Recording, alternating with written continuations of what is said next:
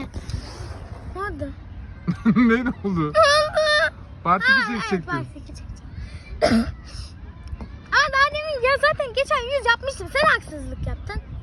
Videoyu izleriz. Tamam. Bakarız. Bence 100 yapmadın. O sefer canım anam saysın. Tamam, canın anan saysın. Yine uçak. Tamam.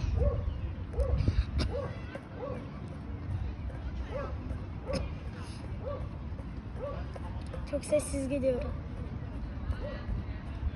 Arkadaşlar ben yaparken siz de yorumlara ne istediğinizi yazmayı unutmayın. Ben de onu belki çekerim. Belki. Yapamazsam bunun da part 2 olacak. Çok üzülüyorum. 50. Hadi be. 60.